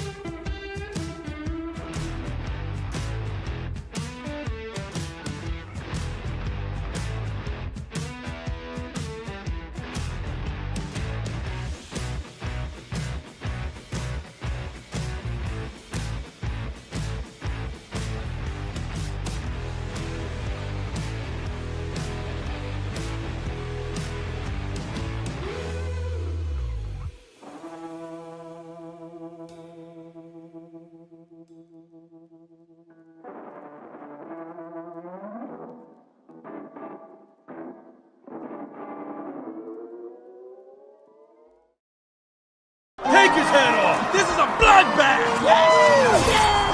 Come on, there is no way he's gonna make this field goal. Wow, Smith just made a 60-yard field goal. Well, see you later.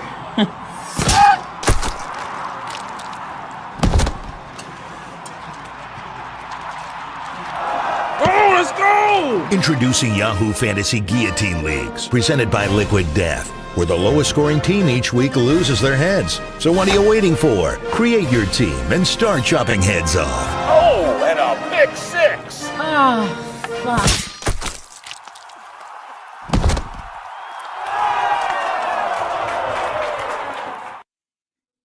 I mean, grabbing the So wings when you're sitting next to somebody that just got guillotined, fair or foul? Because I'm all in. Like, the wings were already paid for. I'm eating the wings.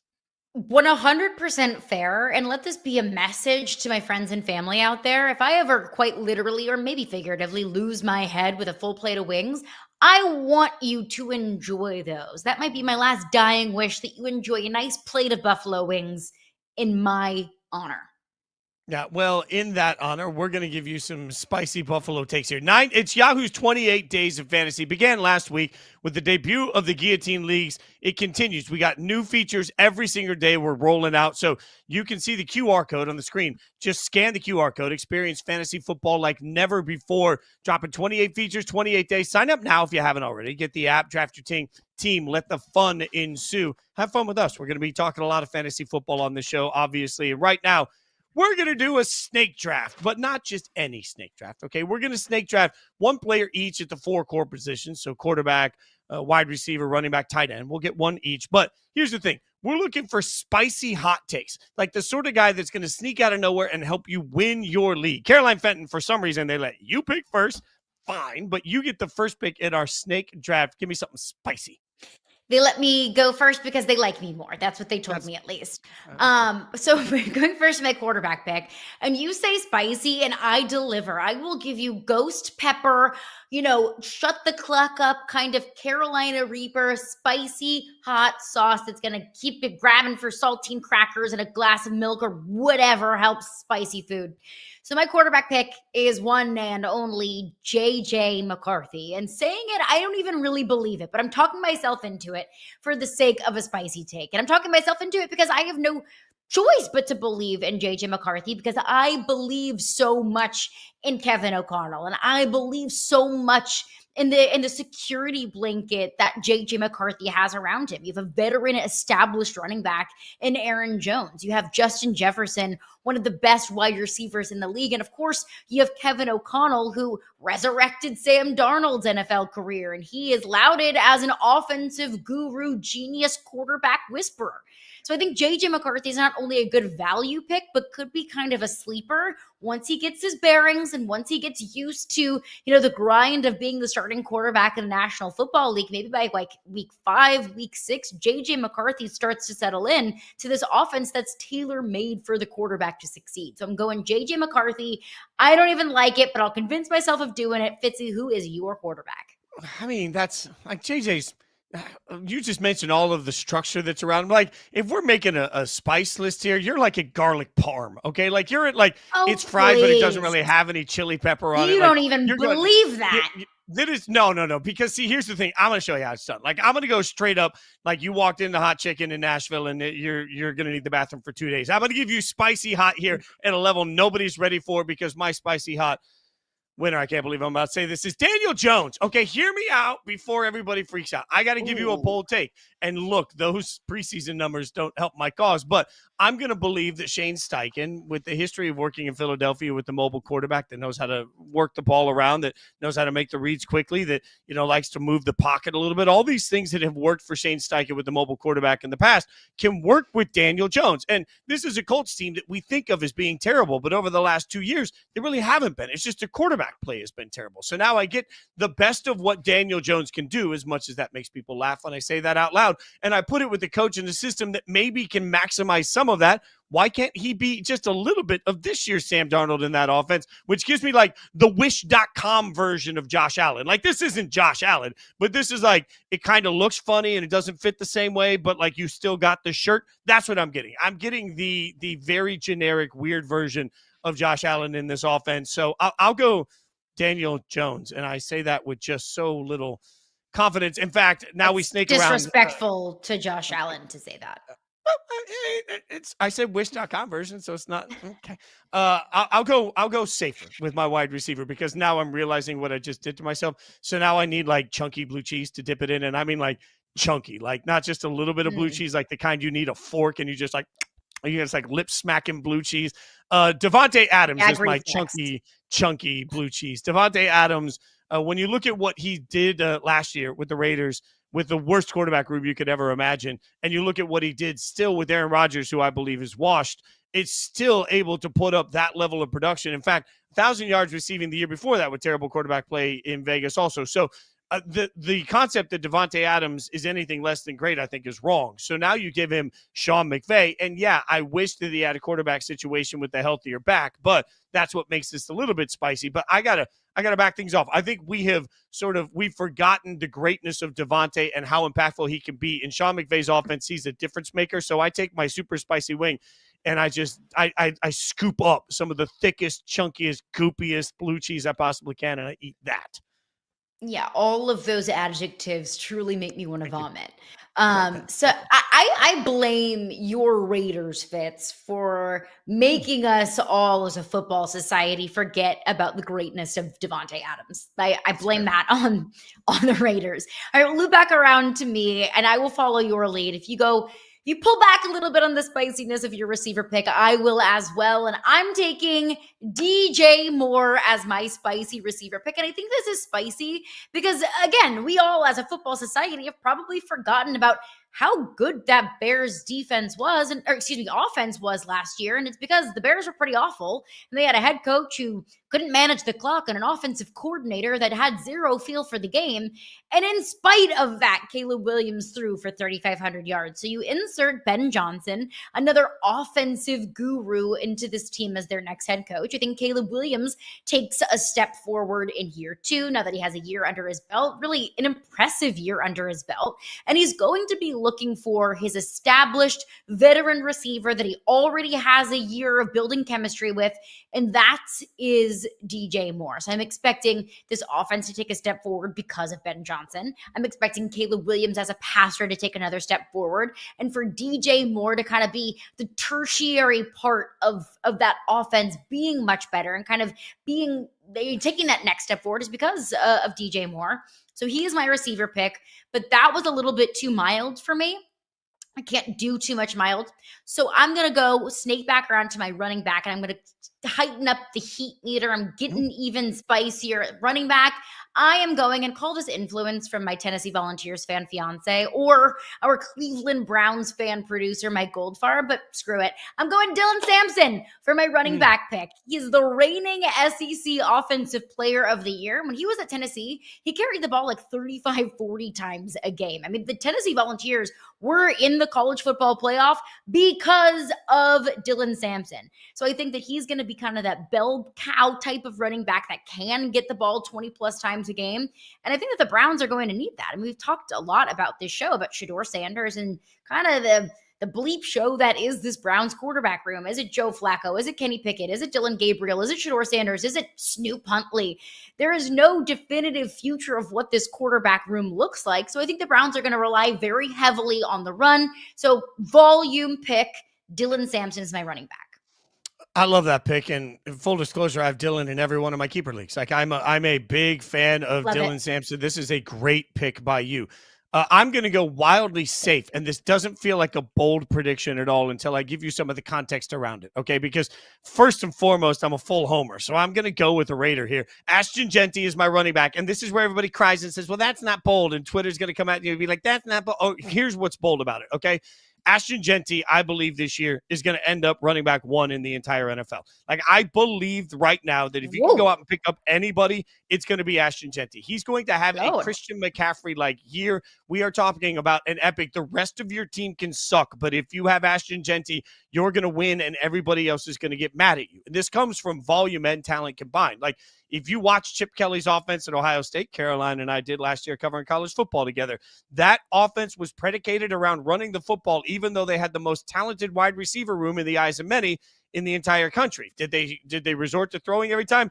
No, because Chip Kelly loves to run the football. And for everyone that sits there and says, what's the Raiders offense going to look like with Geno and Brock and all of these things? They matter so much less than Ashton Jeanty. He's going to get so many carries and so much work out of the backfield by pure volume combined with the talent that I believe he has.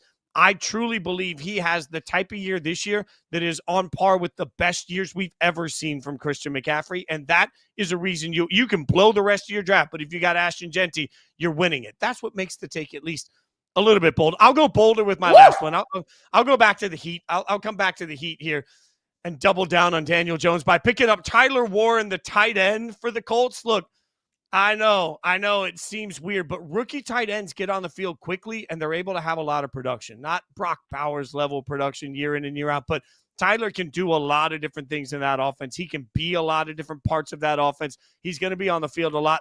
Again, I'm relying on Shane Steichen to have a bit of a rollout offense where Daniel Jones is moving around and trying to get rid of the ball quickly. That means there's a lot of reps for Tyler Warren, a lot of red zone reps going to come for Tyler Warren. So even though he's a rookie and even though he's a Colt and even though most people don't like his quarterback situation, I still think there's a ton of value in fantasy with Tyler Warren. So that wraps up my team. Get your tight end in there, Caroline. I love that Tyler Warren pick, and it is bold of you to double down on Daniel Jones. Truly is bold. That's spicy.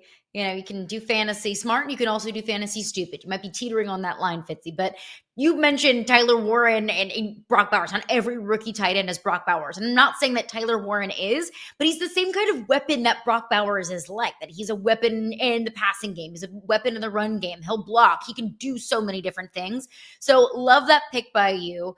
For my tight end, I'm going to make the opposite approach. You know, you're taking the rookie approach. I'm going to take a veteran tight end approach, and I'm going Jonnu Smith. Jonnu Smith comes to the Pittsburgh Steelers, and he's reunited with his former offensive coordinator from the Tennessee Titans, Arthur Smith. Arthur Smith in that West Coast offense loves to use the tight ends, and he used Jonnu Smith in that Tennessee offense so much so that Jonnu Smith earned that next big-time contract from the New England Patriots. Now, he didn't have a great tenure in New England, but he is coming off of his best career year with the Miami Dolphins this past year. And also, I think the Steelers offense right now with Aaron Rodgers at 41 years old feels a little bit identityless. And I think a quarterback's best friend is the run game and a really reliable tight end. That's exactly what Jonnu Smith is going to be for Aaron Rodgers in the Steelers offense. So give me Jonnu Smith at the tight end position, Fitz. Yeah, I love Jonnu. I think like all fantasy football fans, I don't trust Arthur Smith very much. So I love the player. Fair. The picks makes me a little bit nervous. Let's see our teams. You got them up there. We will be trash talking each other throughout the course of the year as we figure out whose team is better. Obviously, we'll let you know. We'll trash that. We'll talk that trash over social media too. And you can scan the QR code you see right there to join in on Yahoo's 28 Days of Fantasy. Boy, I look at him in writing there and. Yeah, Caroline, I think you just kicked my butt. Okay, we'll track it. A lot of season left to go. Okay, coming up, Jimbo jumping back to the sidelines. Not even the craziest thing we saw on social this weekend. We'll catch you up on it next. Yahoo Sports Daily.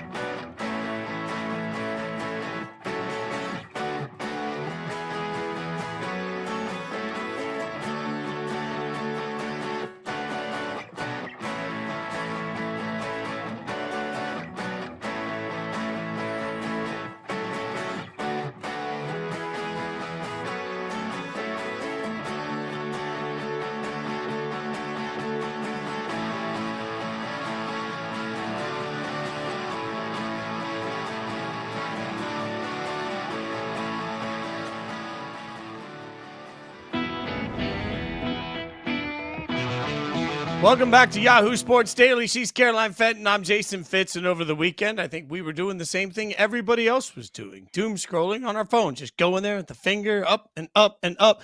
And in honor of that, figured we'd have a little bit of fun with scrolling with my homies. Maybe picture me, see me scrolling. I like scrolling with my homies. See me scrolling the hating?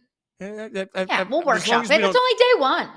You know, we'll see. All right. So we're going to see some of the best things that we saw over the weekend. And that starts for me. Anytime I can see a small dog doing big things, I'm all in on that. A dog named Scout, a Pomeranian, fearlessly chased a bear out of a Vancouver home. Look at this. Like the bear. First of all, I got bears in Connecticut. I'm used to bears in Connecticut. It is not the easiest thing. But that bear's trucking.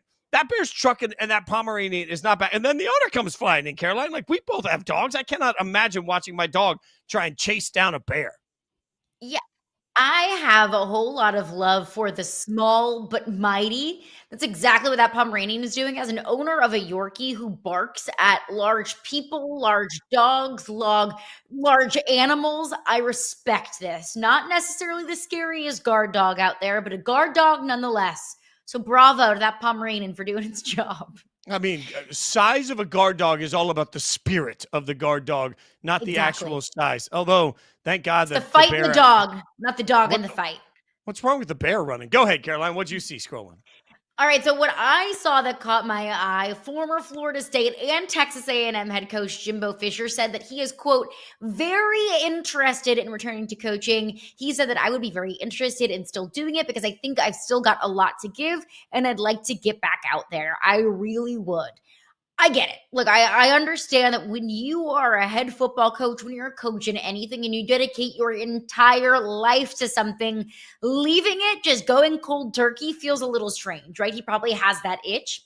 But Fitz, I don't know what college, or I'm sure it would be college, not NFL, but what college program out there would be interested in Jimbo Fisher's services. Frankly, my take from his last couple of seasons at Texas A&M is that the game has passed him by. No longer is it 2013, 2014 with Jameis Winston. You have to evolve with the game. And Jimbo Fisher just kept trying to fit a square peg in a round hole to fit 2014 into 2024, and it's not 2014 anymore, Fitz.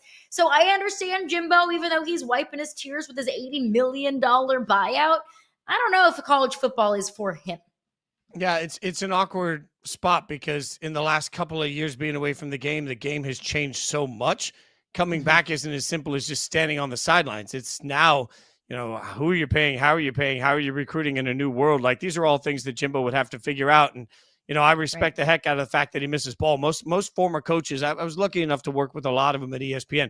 They just miss being around the locker room, and they find out that broadcasting doesn't feed that beast the same way. But I'm not sure exactly how he just steps in at the cost he would respect. Like, it's not like he's just going to go to, Memphis and be a coach there for a couple $1 million a year, right? Like, for the cost he would respect, I don't know how that works out. Hopefully, though, look at you, Jimbo. Go out there, even though you're dirty rich. Go out there and earn more money.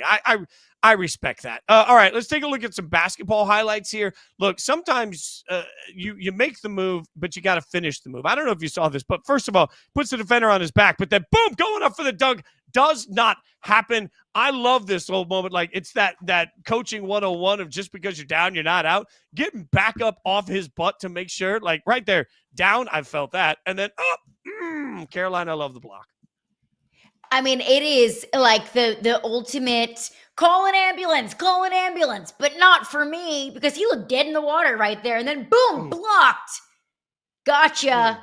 Love it. But another thing that I saw that I absolutely loved, and of course you can find more WNBA breakdown with me, myself, and Cassandra Negley on the Yahoo Sports YouTube page. Shameless plug there. A'ja Wilson had herself a day. She's not the reigning league MVP for nothing. She, over the weekend, became the first player ever in WNBA history to record a 30-20 game. 30-plus points, 20-plus rebounds in a game when she put up 32 points, 20 rebounds, and oh yeah, by the way, let's tack on a little bit more on top of that. 5 assists, 2 steals, and was 52% from the field. A'ja Wilson is a dog. Now, I don't know if I can say the same thing about her Las Vegas Aces team because their head coach has called them out several times for not giving enough effort, but A'ja Wilson cannot be fallen into that category. Congratulations to A'ja Wilson, who is a star in the WNBA. There's still plenty of time left for the Aces. I'm just saying, like, there's time left for the Aces. Like, it's not over yet. A'ja has been a consistent superstar in a league right now that is growing at an alarming rate. We're spending so much attention with the new ones. But, okay, we're doing this. Who is that? That's when Jason Fitz, that's what I saw scrolling on social media this weekend. That's Fitzy getting down on the fiddle with Little Big Town on the big stage. Little Big Town. Little Big Town are some of the nicest people in the world. So, anytime Jimmy calls, I always say yes, but like just awesome. And yeah, drag me back out. I did not expect that. But they're just incredible people and incredibly thankful. Anytime I can sit in, it's fun. Do you get nervous? No. I know you've done this a million times, but do you ever get the pre-show jitters still?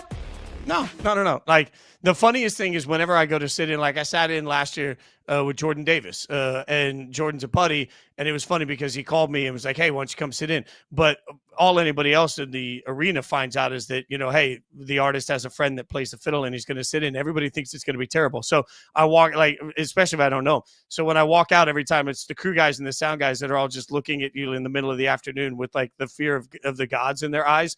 And then that's where we get. So, that's where we get to where we are. This is a staggering moment. I don't know if you saw this weigh in at the UFC fight, and then Angela Hill had to make sure that she hit the weigh in exactly. So that means that no extra padding was allowed. I respect the heck out of it.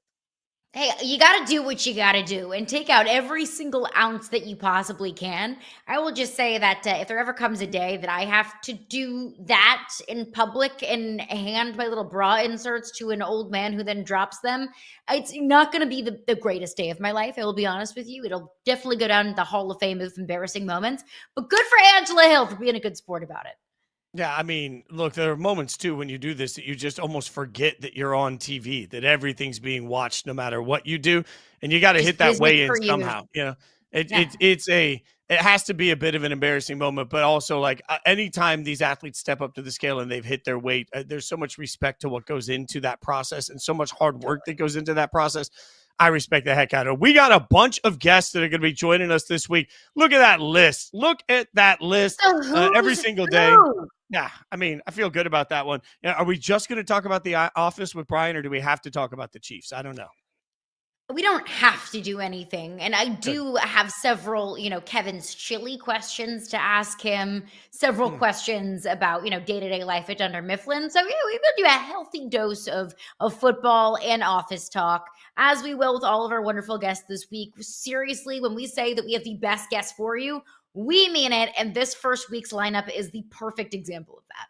Yeah, this is a special undertaking for us, and we'd be remiss if we didn't say thank you to everybody that's worked their tails off, because you guys are seeing this today for the first time, and we're not one to self-aggrandize and come in and say a lot about that, but the work that has gone in behind the scenes from our entire team to try and make this show happen has been absolutely wild, and the work that we'll put into this show every day is going to be a huge part of it. You'll see Yahoo's personality in everything we do. That's why people like Matt Harmon, Andy Staples, Ariel Helwani, Frank Schwab that you see there, they're our teammates. I should give a shout out. I know the announcement has come out this morning, obviously, but Andrew Siciliano has joined the team today. If anyone's watched my stuff over the last few years with Yahoo, I've been on inside coverage.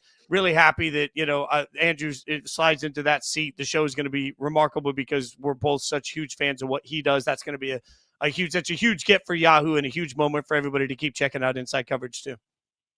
1000% Andy Staples taking over for a lot of our college football insight, which we are so incredibly thrilled about. This family keeps on growing. It's an honor to be a part of it. It's an honor to be here every single morning, chatting with you, chatting with sports fans, getting to have just wonderful discussions. So let's do it again tomorrow.